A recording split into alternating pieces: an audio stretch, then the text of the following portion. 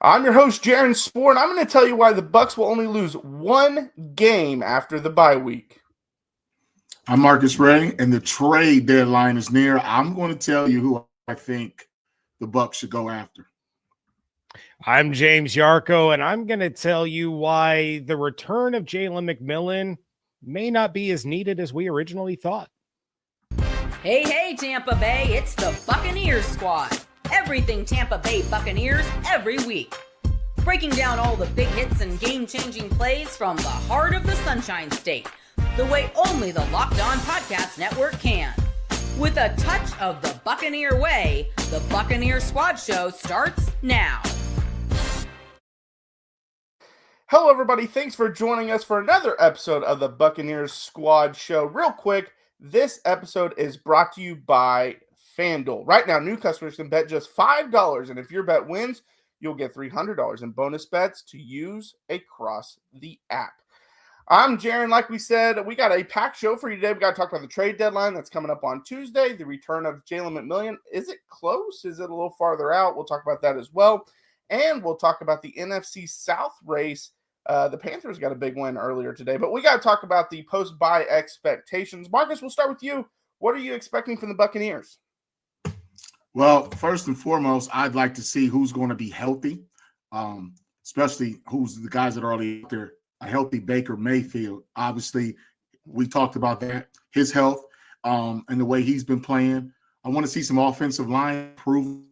Hopefully, they got some guys back from that situation, but also execution, like third down, situational football, not giving up sacks. And is Egbuka, is he going to be healthy? I mean, so I need to see some teams lose. I saw a couple lose today. So I just want to see what this team looks like after getting a bye week, and then they saw what happened with Atlanta and New England, and I thought that was a wild game, a wild ending. So the Bucs are right there. Everything they want is in front of them. I just want to see if they're going to clean up that offense and get some guys back.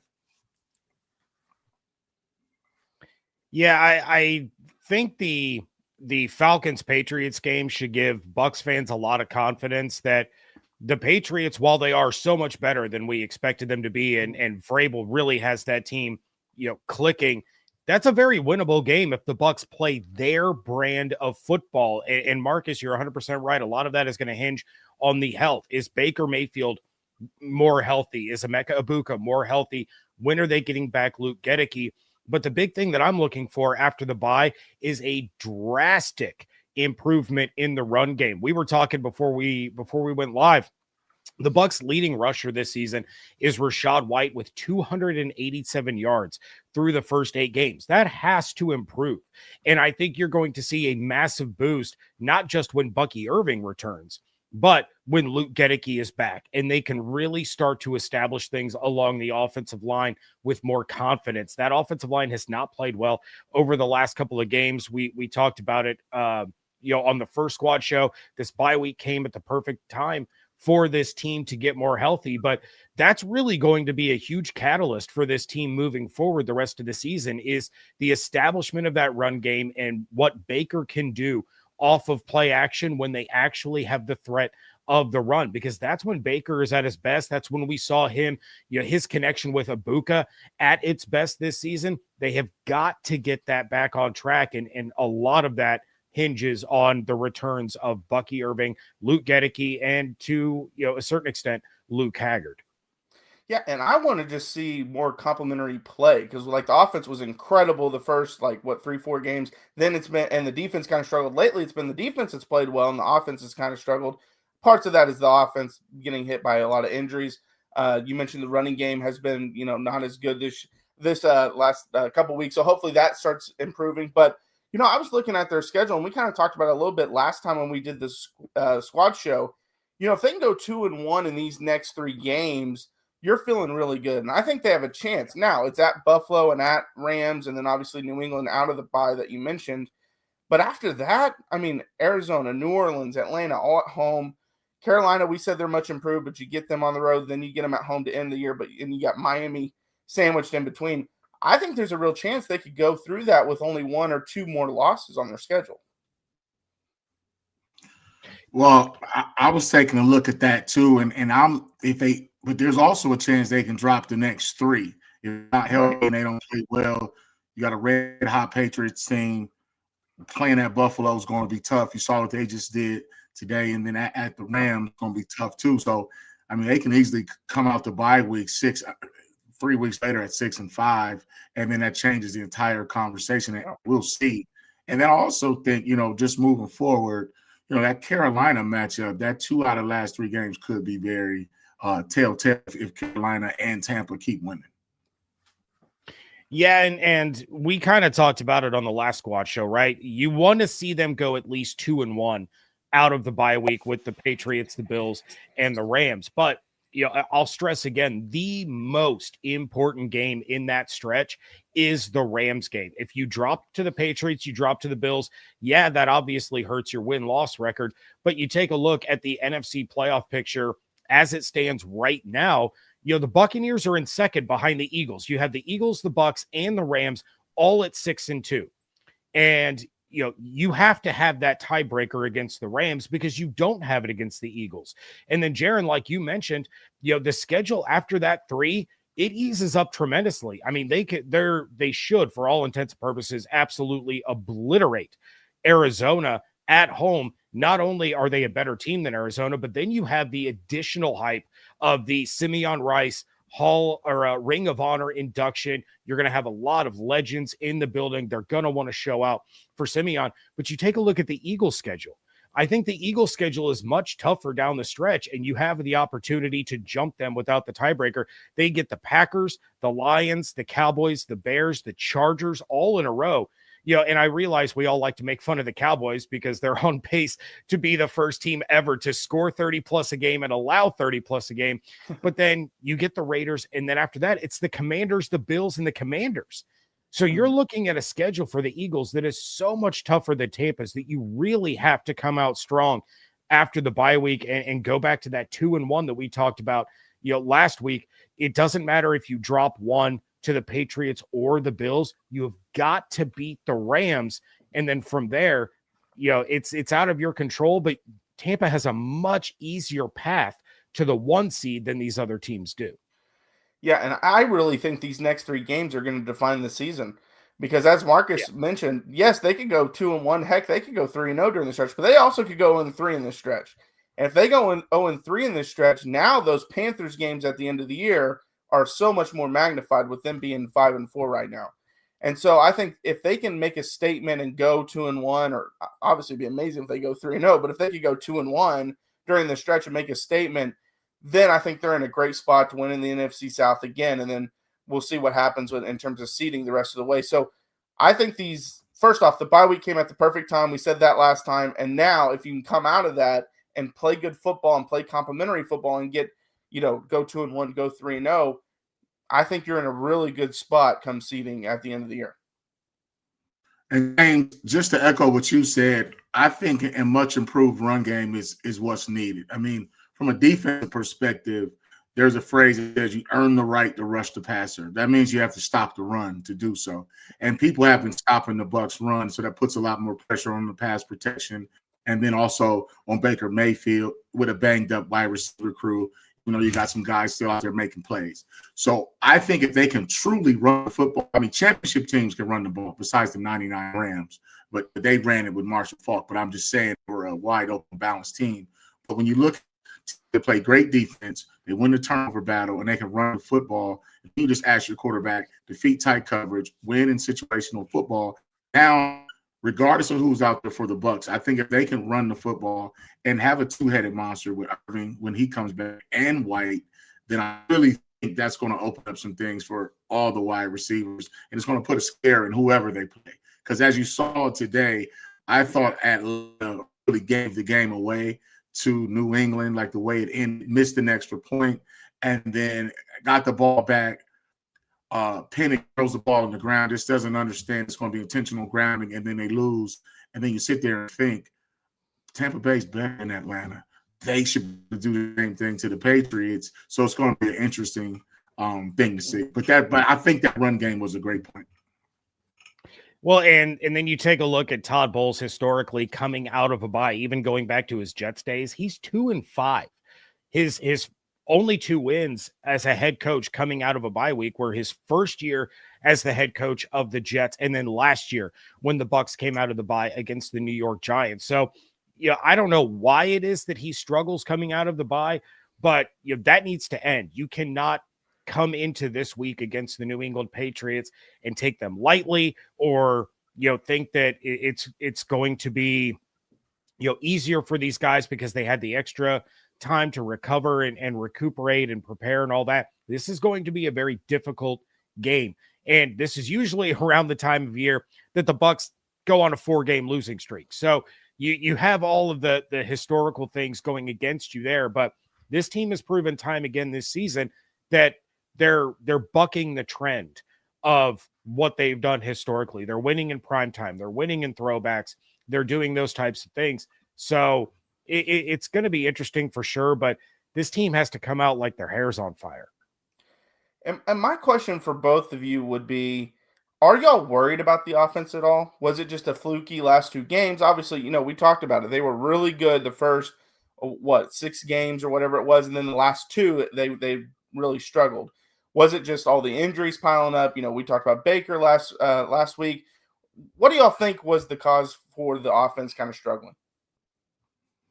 Well, for me, I think Detroit had them dialed up. I mean, and what they planned to do was take Ibuka out of the mix when you look at his numbers, but then they were just stop Detroit. So then when you look at the last game against the Saints, it was like the opposite, where the defense completely dominated. You had guys like Nelson that stepped the Winfield lights out game. And so the offense didn't need to do much. So it's almost like in the NFL, it's whatever is dominating, let that side win the game. Just don't lose the game. So I think offensively, there was enough evidence on tape where people could scheme them up, especially against their offensive line. They could pick out a weak link, run a defensive stunt, blitz a linebacker, change your coverages up a little bit to make someone else beat you. So, and then Baker just wasn't 100%. So, but I think if they come out of this thing healthy, and then they have 2 weeks prepared for New England, you could see some more explosive offense. Yeah, and for me, I think it's a combination of a lot of things, right? Baker was struggling, but he was struggling because not only was he injured, but the offensive line was struggling. And the offensive line was struggling because they're injured and beaten up. So I don't think that Josh Grizzard, who a lot of fans are targeting their ire towards him and his play calling, there's been a handful of plays that I've disagreed with, as far as his calls, but there's a reason that he has that job and I don't, right? So I think he's kind of hamstrung a little bit because of the fact that they are missing all of these guys. They're missing offensive linemen. They're missing Bucky. They're missing Mike and Chris and Jalen. And you continue to add all that up. This isn't the offense that Grizz wants to run. This isn't the offense that they worked on all through July and August at training camp. This was not part of the plan. So we're seeing a first-time play caller having to adjust on the fly to losing all of these pieces. And I think they've run into a couple of defenses here that have been able to take advantage of where these shortcomings are for the Bucs, getting the pressure through the interior. Graham Barton has not looked good overall, this season, not to the level that many of us expected him to. So they're getting pressure through the interior. They're not having to worry about, well, how do we stop an alignment that has Ibuka and Evans and Godwin and McMillan, because nobody's seen it. So they don't have to worry about that. They don't even have to worry about, 3 of them out there or 2 of them out there. They just have to worry about the one. And it's like, okay, go ahead and beat us with Shep or Tez Johnson or Cam Johnson or Ryan Miller or Cade Otton. So I do not think that the last couple of weeks for the offense is going to be what we see the rest of the season. They have way too much talent for this to be what the offense looks like. It's going to be a matter of how healthy did they get over the bye and how soon can they get as many of these pieces back without rushing them back and risking losing them into January. Yeah, it will definitely be interesting to see how they navigate these next 3 games. Crucial games. But yes, coming up, we'll talk about the trade deadline. Is there going to be a move? to be made? Is there something that we would like to see them do? We'll talk about all that coming up next. Today's show is brought to you by our friends over there at Peloton. Look, folks, it's time to break through the busiest time of the year with a brand new Peloton cross-training Tread Plus that's powered by Peloton IQ. It's Peloton's most elevated technology and equipment yet that gives you real-time guidance, and it gives you endless ways to move, whether you want to work out by yourself or if you want to work out with your favorite instructor, like my personal favorite, Alex Toussaint. He always gets me fired up to tackle the day. And the thing I like about Peloton, it helps me achieve more in less times. They have features that help you plan, stay motivated, track your progress, and Peloton IQ also provides personalized workout plans and recommendations. That's something that I use right now during the busiest time of the year covering the NFL. They plan my workouts for me based on my mood, my vibe, and also my favorite instructors. So make sure you check it out and use it, because it also helps you correct your form in real time, and it maximizes your reps. It counts your reps so that you can do it smarter, safer, and more efficient. Let yourself run, lift, flex, push, and go. Explore the new Peloton cross-training Tread Plus at onepeloton.com. All right. Well, thanks for hanging out with the Squad Show today. We got another segment to talk about the trade deadline. It's coming up. Marcus, is there a move that you have seen that you want the Buccaneers to explore, or do you think they kind of stay in pat? Well, I'll say this. When you look at the general manager, Jason, he's done a great job building that roster, from the draft and getting those talented veterans, proven veterans with young, talented draft picks. And they do it from the inside. But I really think they need to take a look at a couple of linebackers. And I know, like the word on the street, you got a couple of guys that, you start looking around. I think Levante David's getting old. Dennis isn't playing as well as, they would have liked him to. He's been injured a lot. So the word on the street, obviously got Jordan Brooks from the Dolphins, first-round pick out of Seattle. Well, by Seattle in 2020, leads the NFL in tackles going into this game. I don't know what the price tag would be on that. But then there's also a guy, I think, Jamal Adams from the Raiders, former safety turned linebacker with the Raiders. He was a first-round draft in 2017. Todd Bowles drafted him, and he was a Pro Bowler. So he also had Bowles' back. A lot of support when Bowles was leaving New York. So I really think if they're going to make a move, linebacker would probably be it. They spent a lot of money on Mike and on Chris at wide receiver. They got good young ones. So if you do go with a receiver, there's a couple of guys out there. People are dropping a couple of Saints guys. I don't know why you would trade within the division, but you got Shaheed Olave, then you got Kobe Myers with the Raiders, and then Hendrickson with the Bengals. So, but you just don't want to spend a lot of money at receiver. I think they need to go inside linebacker, and Jordan Brooks and Jamal Adams would be the guys that I would think Todd Bowles would go after. But I just don't think Jason will. He just doesn't make a lot of moves. He just does not make a lot of moves in season when it comes to the trade deadline. And his system works. And so I just think linebacker is a need because they have to stop the run. Bowles likes to blitz linebackers. You have Larry Foote and those guys coaching the outside backers, and they get exotic at times, and they've sacked quarterback. They need another playmaker at linebacker.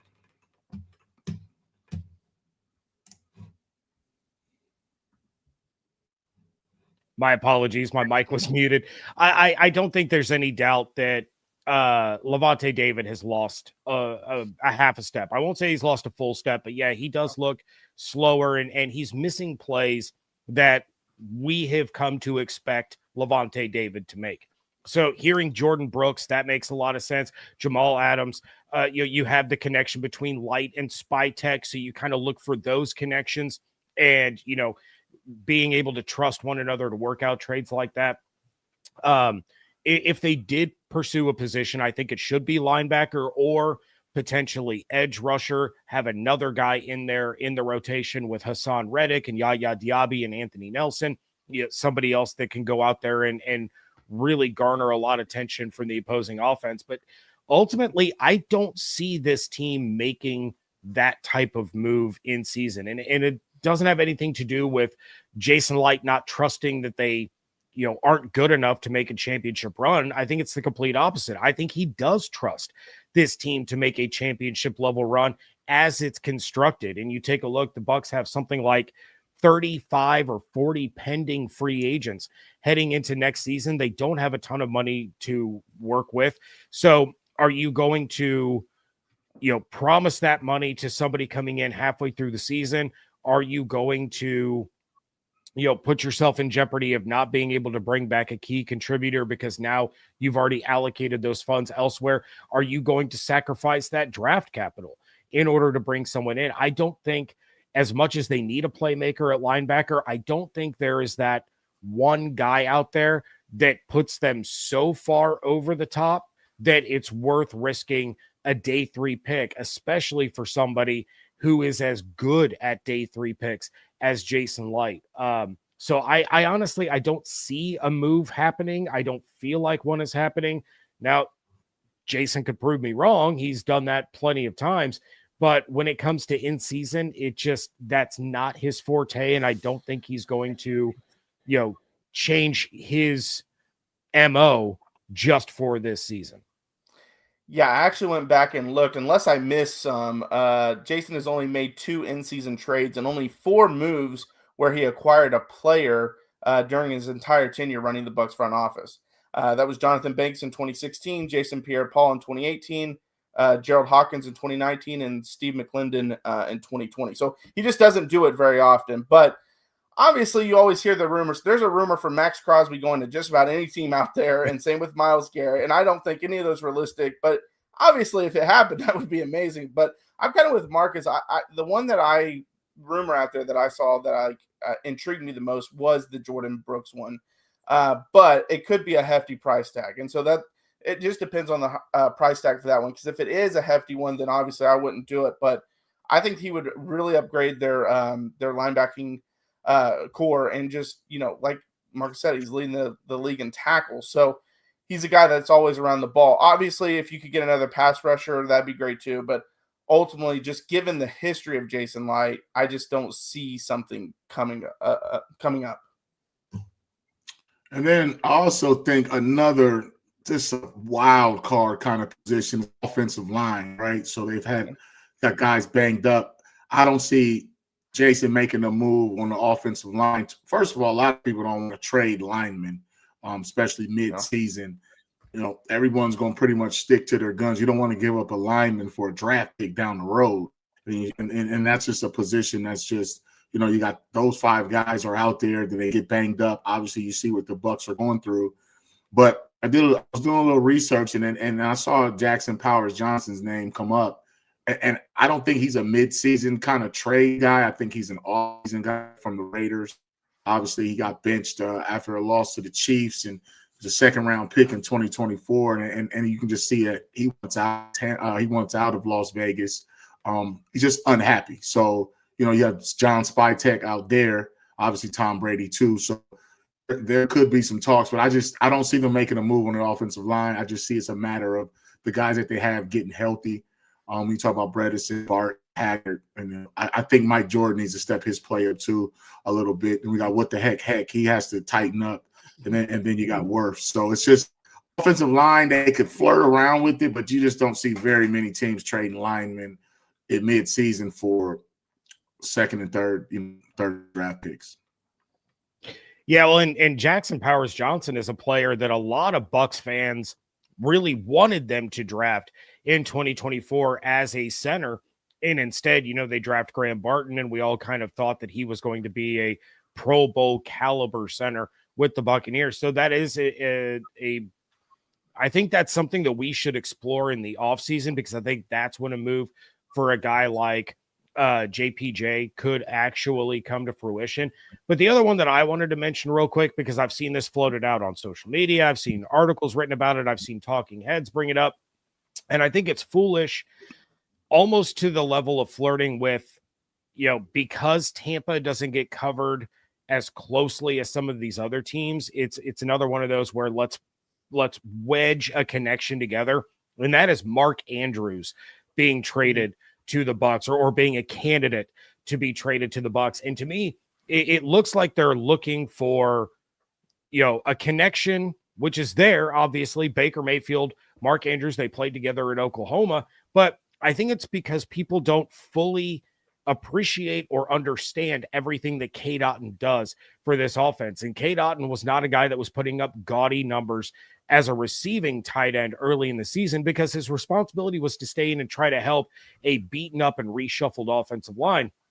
Lately, he's been coming on strong. We know what he's capable of because he stepped up in such a massive way for the Bucs last year when Evans and Godwin both went down against Baltimore. So I think it's almost, I don't want to say ignorance because I feel like that's too harsh. I just feel like it's a lack of situational understanding that people are trying to wedge Andrews with the Bucs, because Cade Otton isn't a household name. He doesn't put up, even Tyler Warren numbers. And they're trying to find a way to get Andrews out of Baltimore so that Isaiah Likely can really rise to stardom the way a lot of people think that he can. So I don't think there's anything there for the Bucs and Andrews, or even the Bucs and the Ravens, to get a deal done for a guy, especially a guy that's going to cost as much as Mark Andrews will. So that one, it's kind of irked me for a little bit. I figured this is the perfect time to bring it up, get your guys' thoughts of, maybe I'm crazy, but I just don't think that would be the move that they would or should make given their current situation. Yeah, I agree with that, and I saw that one floated out there, and it just, what you would have to give up to get him doesn't make a lot of sense to me, especially because Cade is such a good player, and his receiving numbers, as you mentioned, weren't there early in the year because you had your receivers healthy, not all of them, but you had most of them, Mike Evans and Mecca, healthy, so you didn't have to have him putting up gaudy receiving numbers. But I also always am curious when those kind of trades pop out there, like how much of it is like an agent putting it out there, or maybe a team floating it out there, like the Ravens, maybe they're floating it out there just to see what kind of reaction they're getting. Sometimes it's even from their own fan base. They want to see what the reaction is from their fan base if we trade this guy. So I'm always curious about that kind of stuff. Yeah, man. I mean, people be throwing anything out there, and you see that a lot on draft day too. Is, hey, we're about to buy this guy, and it's just like smoking mirrors, and it's just want to distract you from what's really going on. But that Mark Andrews thing, like, I mean, think about how well your own tight end Cade is playing. I mean, it's just a matter of the entire offense getting healthy, and you don't want to spend money. Because now, if you're going to spend money, I tell you what you do. You go get Brian Thomas Jr. out of Jacksonville. Now, he was a big-time player in 2024 as a Pro Bowler, 87 catches, almost 1,300 yards and 10 touchdowns, and want to shake that wide receiver room up.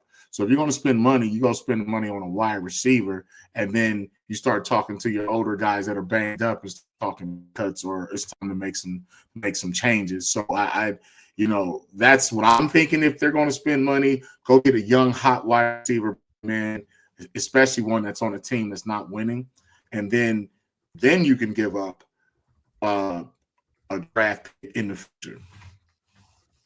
I mean, I love the idea, but at the same time, with all of the stuff they got thrown around, I don't know what's it been, like 7 months ago, and all of the nastiness between the Bucs and Liam Cohen, I don't think Jacksonville will trade with Tampa ever. The Bucs could offer 5 first rounders, and Liam Cohen be like, no, I'm not sending him to Tampa. They can deal without him. But man, a fully healthy wide receiver room after a Mike Evans extension in 2026 of Evans, Godwin, Ibuka, McMillan, Brian Thomas Jr., and Tez. I mean, that's just that's so much. I'm going to go do that in Madden. As soon as we're done with this, I'm doing that in Madden just to see what I can accomplish. Try to tell us what Madden will take. Will they take just a 7th rounder for Brian Thomas? Like, what will they take for that? It'll probably be a little more. It'll take 2 firsts and Godwin and somebody else. It would be ridiculous. Right. All right. Well, coming up next, we got a little bit of an update about Jalen McMillan because Todd Bowles talked about them. Also, Emeka Egbuka, he got an honor over the bye week. We'll talk about that. That's coming up next.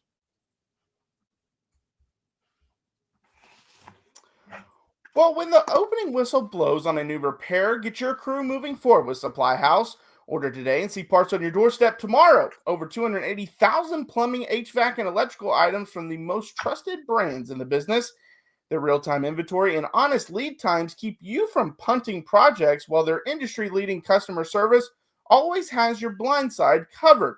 Need parts fast for a project? Supply House has next-day delivery. Talk about a game changer. The Part Finder tools and 3D schematics can save you hours on jobs where every detail matters. Join the free Trade Master program today and score serious perks like priority shipping, lower prices, and a dedicated support line. Visit supplyhouse.com to sign up for free and use promo code SHNFL5 for 5% off your first order. That's supplyhouse.com. Real people, real service. All right, thanks for sticking around for the Bucs Squad show. Let's talk about Jalen McMillan a little bit. Todd Bowles talked about it a little bit over the bye week. This was actually from Friday, where he actually said that he broke a bone in his neck after that awkward fall. And he said he's still in a brace, but he's getting better. And he said, again, he's getting better. But necks are not like ankles or arms where you see progress, where you can lift on them and work them when you're still on the brace. And you say, oh, he looks good today. He's getting stronger. He's getting faster. But this one's a neck injury. So he kind of dives into it. Doesn't sound like he's expecting a return from McMillan, at least in the near future, especially if he's still in a brace. Go ahead, Jay. Oh, yeah. I think we were all optimistic that he would return after the bye week, just because they didn't put him, on season-ending IR, and they were talking it was going to be about an 8 to 10 week injury. It happened in preseason. We're like, okay, well, that time's up with he should be available against the Patriots after the bye week. And I think now we're looking more like Saints December 7th, Falcons on Thursday Night Football could be his season debut. And look, it's terrible. It, for those that remember seeing the play in preseason, first off, it was a heck of a catch. The fact that he held on to the ball is simply amazing. But we all kind of got that sinking feeling in our stomach. Like, are you serious right now? That's, Teddy's out here hanging starting wide receivers out to dry. But, I said at the top of the show, I'm going to tell you why I don't think Jalen McMillan's return is as important as it normally would have been. And that's not to say that I don't want him to return or the Bucs don't need him at all. But I think with the emergence of Emeka Egbuka doing what he has done this season, and yes, the last couple of games have been a little tough, even with Chris Godwin's struggles in the 2 games that he played, he did enough to continue to let Egbuka cook. But we don't know when Godwin is going to come back. The big thing is how much Tez Johnson has stepped up. So, I mean, over the course of the last 4 games, we're talking 14 receptions on 22 targets for 205 yards and 2 touchdowns. He is becoming a legitimate threat that I don't think a lot of people expected out of a 7th round pick at this stage in the game in this wide receiver room. So the more snaps he continues to get, the more targets he continues to get, the better he becomes. And that is going to draw the attention away from Emeka Egbuka a little bit. Emeka is still one of the best receivers. He is the best receiver of this rookie class, but he's one of the best in the league early on already.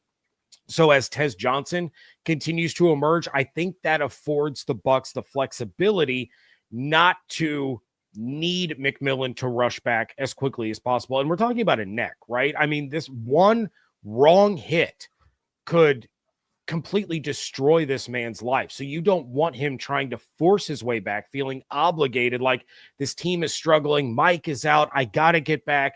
You don't want that from him. So I don't think the Bucs need him back. It's going to be, a luxury when he does return, because it is going to open some more things up. Yeah, I agree with that, man. I mean, we're talking about a neck here, and I played with a guy in college. I don't know if you guys remember, it was Michigan, Penn State, 97, Judgment Day, and we went up there and just dog walked Penn State. But one of my teammates just torpedoed Adrian Taylor into a tight end and he actually cracked the bone in his neck, and he was done. I mean, now this is 28 years ago, but at the same time, if he would have came back, they just wasn't sure what his quality of life was going to be if he played and took another shot. So I think we're talking about the Bucs being very cautious. You're talking about a broken bone in the neck, and we want to see Jalen live a productive life, you know. Yeah. And so it's about his safety first and foremost. So they have to be very delicate with that. The NFL battles enough with CTE, concussion, and all other types of things. So I want to see this young man get healthy, and if he sits out the rest of the year, for me, that would be fine. Now, if he gets cleared, then yeah, let's get out here and get busy. The man had 8 touchdown receptions last year, and you know, I watched him in college. Obviously, was that 2023? Those guys played Michigan in the national title. He's, and I just think when you got broken bone related issues, you know, you're still in the brace, you're going to need medical clearance to return. Then you also have to be activated off of IR. Then you got the 21-day practice window, and if he doesn't practice in that window, then they're going to have to put him on the season-ending IR list. So I wouldn't be surprised if he's not completely healed by Thanksgiving. Then I don't think we'll see him the rest of the season. Yeah, and kind of like James. Now, I know some of these guys got to get back from injury, but you don't necessarily need him this year. And like y'all mentioned, his health is first and foremost. So I wouldn't hate it if they did just say, hey, let's shut it down because, you know, hopefully we get Chris back. Hopefully we get Mike back. And then, you know, we've got Tez stepping up. And Sterling's been solid. Like, we have solid 4 or 5 guys because our future is we hope Emeka becomes the next Mike. We hope Jalen becomes the next Chris. And then we're rolling. But that doesn't have to be right now. That's not our now. That's our future. So I agree with you guys. I think first and foremost, his health is the number one thing.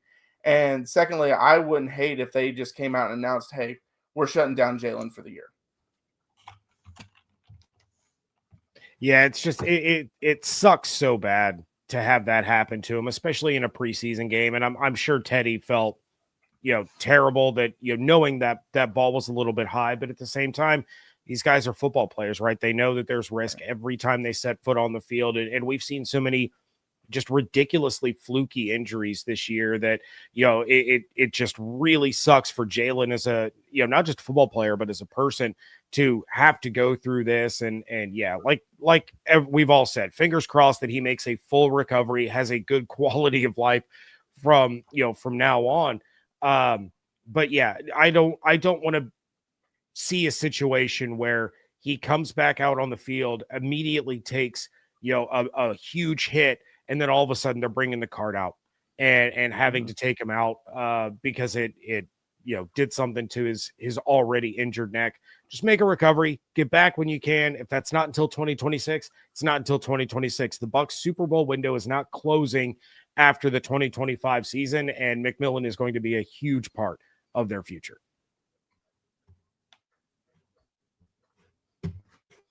Yeah, and then I want to bring up Emeka Egbuka because over the bye week, he was named to the midseason all-rookie team by CBS Sports. Obviously not a surprise. I mean, 562 receiving yards, 7th most in the NFL, and then 5 receiving touchdowns, which was tied for the 8th most in the NFL. It always helps having a guy like that when you do have all these injuries because, you know, coming into the year, you thought Emeka was going to be wide receiver 3 probably, you know, behind Mike and Chris, once Chris got back, obviously, but he's quickly been like one of the best wide receiver ones in the league. Yeah, and I think he's the obvious future of the Bucs. I mean, right now, I think he could be a number 1 on most teams. And I say that with all due respect to the entire league. But when his numbers, 34 catches, as you mentioned, Jay, 562 yards, 5 touchdowns. Well, the most interesting thing to me is the last 3 games, 9 catches, 117 yards, and 0 touchdowns. So it looks like if that offense has been sputtering, like we talked about in the last couple of weeks, they need him. Obviously, defenses are saying, James, you made a good point. If you got 1, we can stop him, but you can't stop 2. You for sure can't stop 3. So right now, I think people are feasting on the fact that he is the primary target, and the other guys are possession receivers They're not world beaters. But when you look at his best games, Atlanta, 4 catches, 67 yards, 2 touchdowns.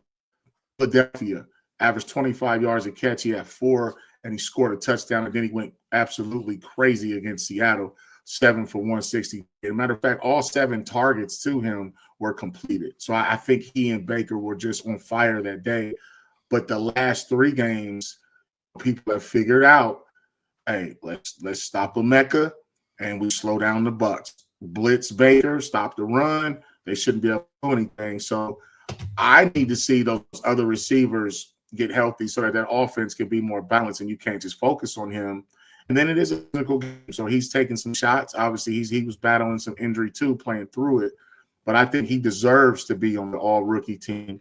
And those were saying. And just like James said, I really think he's been the top rookie wide receiver. I mean, he was phenomenal at Ohio State. I live in Columbus, so you couldn't hear his name enough down here at wide receiver U. So congratulations to that young man. It's going to be interesting to see how they use him, moving him around in different formations, motions, using him as a decoy. And then when they run the ball, I think it'll be able to open up some plays for him. Yeah, and you go back to the last couple of games, 4 receptions on 12 targets against the Lions, 3 on 9 targets against the Saints. And those aren't Ibuka numbers, right? Those are not typical. And it goes back to the conversation we had at the top. Baker is not healthy. The offensive line has struggled. So a lot of that isn't entirely on him. And it's not even entirely crediting the defense, because there were times that Baker missed in open Ibuka. There was that pass that it should have been a touchdown against the Saints. It was a deep ball. It hit him in the hands. It was a great defensive play, but those are still plays that you expect Ibuka to make. Those are plays that he expects himself to make. So yeah, and Jaron, you talked about his yards and his touchdowns. I'm going to rattle through a couple of other numbers real quick. He is 7th in average yards per reception. He is 7th in yards per game. He is tied for 12th on first downs by reception. Yet he's 31st in the NFL in reception. So he's putting up these huge numbers while not even being in the top 30. Of course, this was going into week 9, so it doesn't account for the games that we've already seen today. But he's outside of the top 30 in receptions, and he's in the top 15 in every other receiving category. This kid is incredible. And I said it as an unfortunate circumstance of Mike Evans' collarbone injury. The future of the Bucs was going to be Ibuka as your next Mike Evans. When Mike wants to walk away from the game, Ibuka was your heir apparent. You are getting a preview of the future right now in real time. So it's going to be up to Ibuka. It's going to be up to Baker. It's going to be up to Grizz to make sure that you have him out there doing all of those things that we expected Mike Evans to do. And then there's things that Ibuka can do that Evans typically doesn't, where it's kind of that Godwin-esque, where he's lining up in the slot. He's a little more of a possession guy, but he still has that deep ball threat ability in him. He still has the yards after catch ability in him. So, on pace for 1,100 yards and 10 touchdowns as a rookie. He absolutely, if he plays the second half of the year the way he played those first, we'll say 6 games, he should be the runaway offensive rookie of the year in the NFL this season. Yeah, no, he definitely should be. And I feel like he, maybe not with Ohio State fans, but he kind of was undervalued during his career. I know he's the all-time leading receiver at Ohio State, but he was always like the number 2 behind Jeremiah Smith or Marvin Harrison Jr. Like, he was always that second guy, but all the talk would be about those guys. And yeah, it ended up being an absolute steal for the Bucs to get him, and it's proven to be that way so far this year. And it was obviously a well-deserved midseason honor.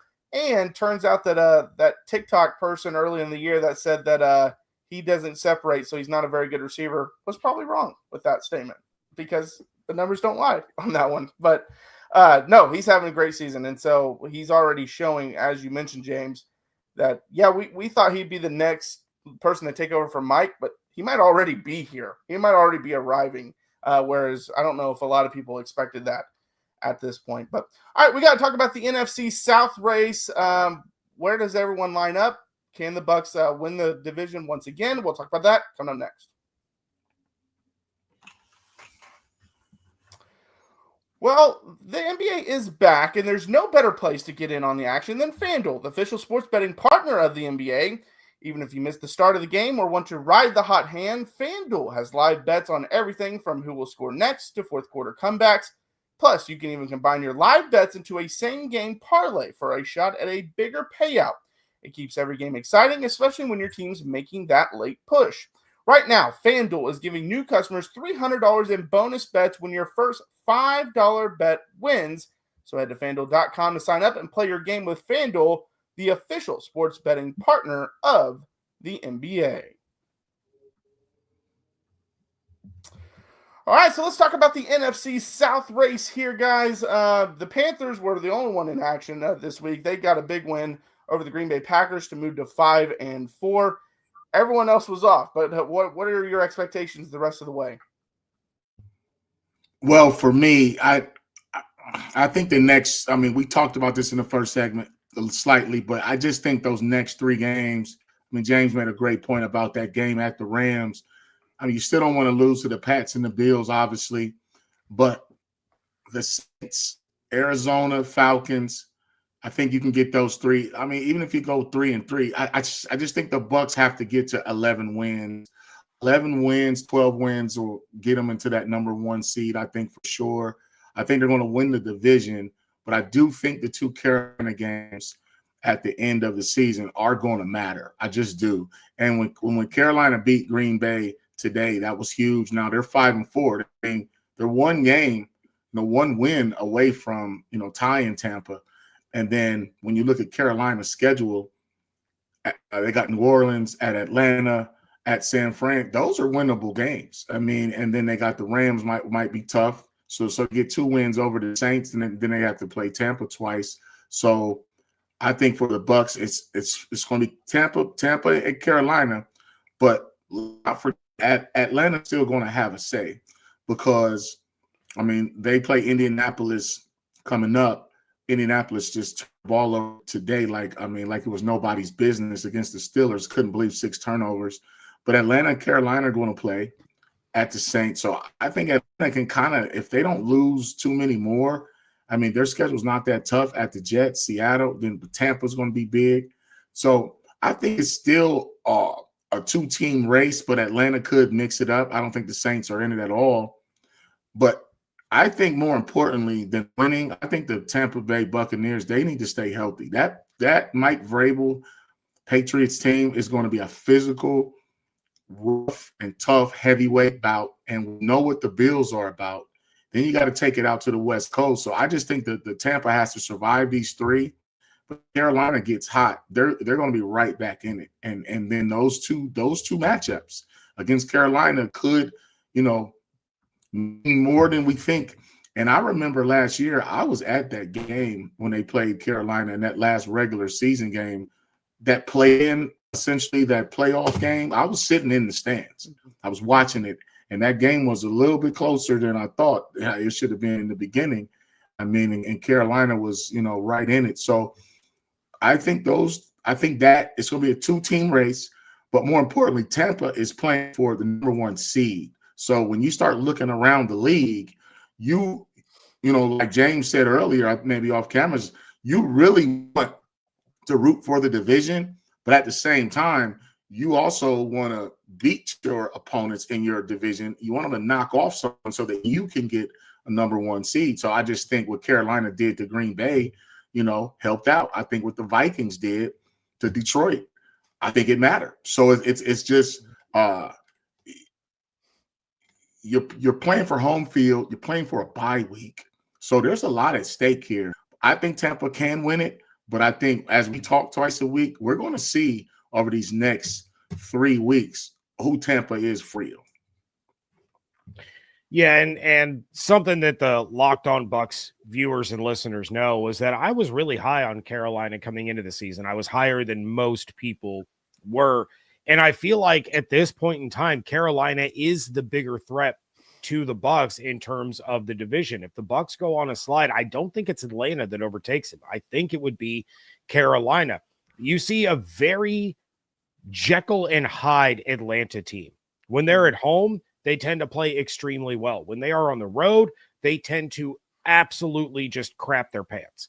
So, I feel like that's a little bit of an advantage the next meeting against Atlanta because it is in Tampa. Now it's prime time. It's a throwback game. So you have that theoretically working against Tampa because they have not done well in those situations in the Arians and Bowles era.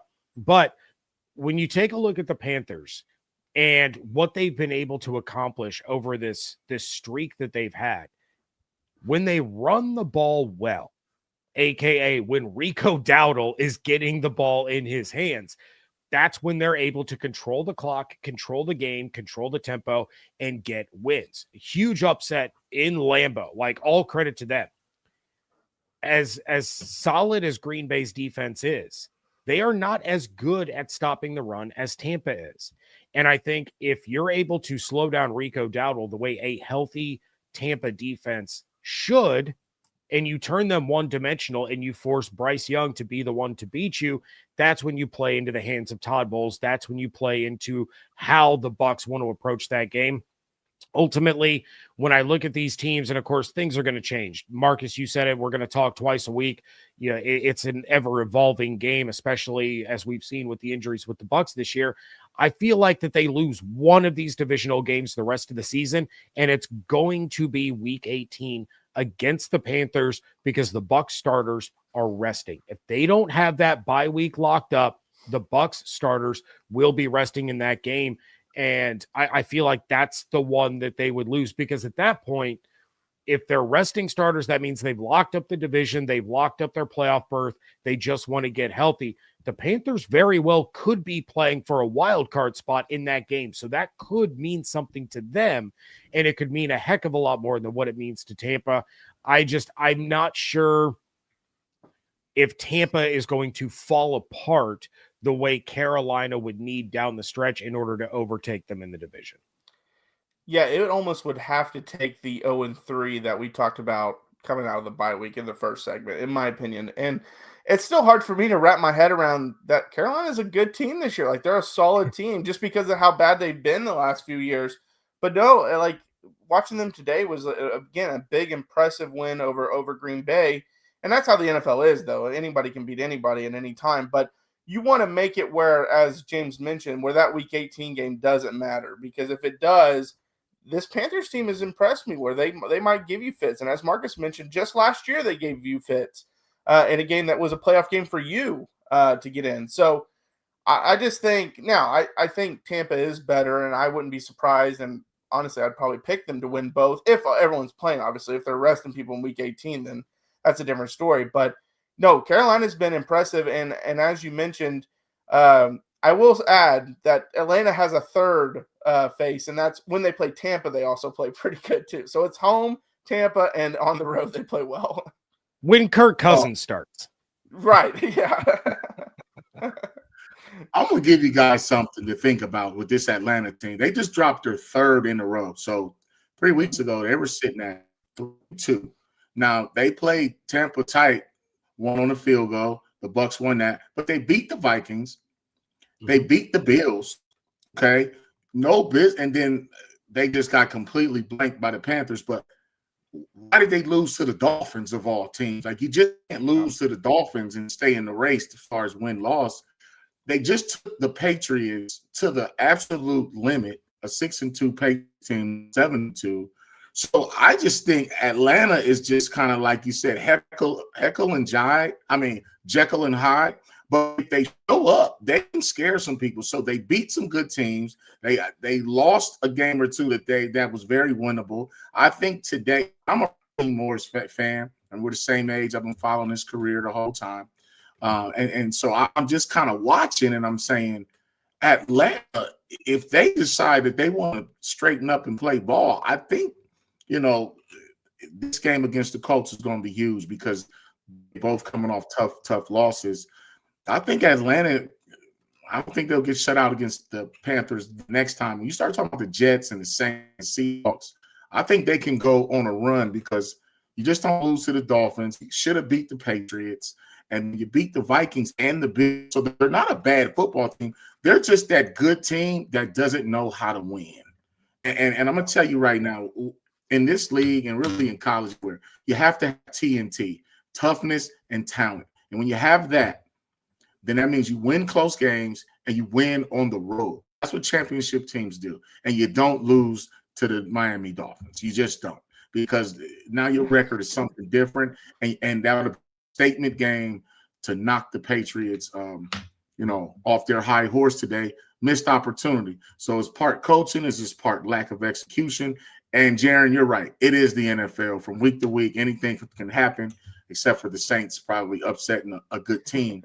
But at the same time, don't count Atlanta out just yet. And I think if the Bucs take care of their business, they will be in the driver's seat. But if they don't, they're going to need some help. And they can get snake bitten by one of these teams like Carolina or Atlanta, and it could be a wild finish in December. Yeah, and the weird thing, it wasn't just a loss to Miami. It was a blowout against Miami. Well, and we can chalk that up as one of those kind of oddity games. Remember, Kirk Cousins played in that game, right? So, that isn't the full Falcons that we have normally seen. But, yeah, I mean, when they're on, they're on.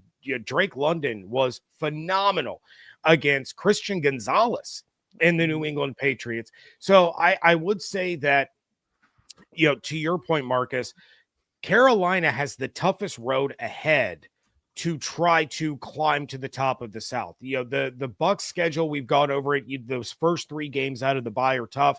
After that, it's relatively easy. Atlanta, kind of the same thing. It's going to be a tough game in Berlin against the Colts, but then they still get the Panthers again. They get the Saints twice, the Jets, the Cardinals. You still have the Rams. You still have the Seahawks. You still have the Bucs, but it's a heck of a lot easier than what Carolina's facing. They get the Saints twice and the Falcons one more time, but they still have the Niners. They still have the Rams. They still have the Seahawks.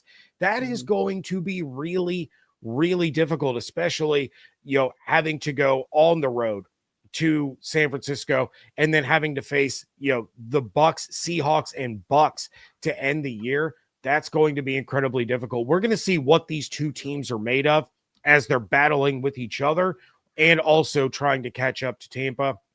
At the end of the day, it's going to be interesting to see how these two head coaches, obviously it's Raheem's second shot, but, how is Dave Canales in this kind of position going to be able to handle this? We saw him go on a run last year and do a great job. We're starting to see him become a better and better head coach. It's going to be fascinating. I just don't think at the end of the day, either one of them will be able to gain enough ground unless the Buccaneers really just implode all over themselves.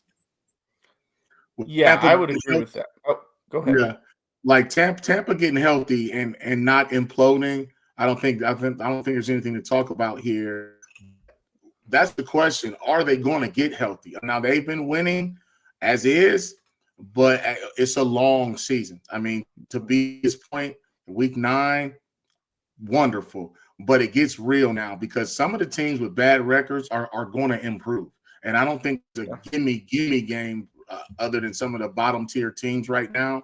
But when everyone starts scratching and clawing for that spot, or they're getting that off race and they're 7-7, or they're 8-5, and you start looking around, there could be more injuries to come off. But I just think as it stands, Tampa is the best team in that division. Atlanta's capable. Carolina's right there. But I just don't think Atlanta just knows how to put it all together. I think Michael Penix is going to be a dynamic guy moving forward. But Baker Mayfield is the guy, and we just need Bucky to come back so they can run the ball down people's throats. And don't forget, the Buccaneers sacked the quarterback extremely well. So defense is going to keep them in a lot of games. Yeah, and as we talked about, and as you just mentioned, that some of these bad teams will get better as the season goes on. But also, and I'm not saying Arizona will beat Tampa because I do not think it, but I'm looking at their schedule. All of their losses are by 4 points or less. They're in every game they play. So that's another one. Like, you just never know in the NFL. But again, Tampa should win that and handle that. But yeah, I mean, that their season could change just like that if they would have won a couple of those close games. So it'll be interesting to see how these next 3 games go. Like James mentioned, unless they go 0-3 in this stretch, I really just don't see Carolina, Atlanta, any of them being able to get back into it. I mean, obviously, if they have more injuries and they start losing games that they shouldn't lose towards the end, then things can change. But All right. Well, thanks everyone for joining the squad show today. We will be back on Tuesday, so we hope to see you there. And remember, fire the cannons.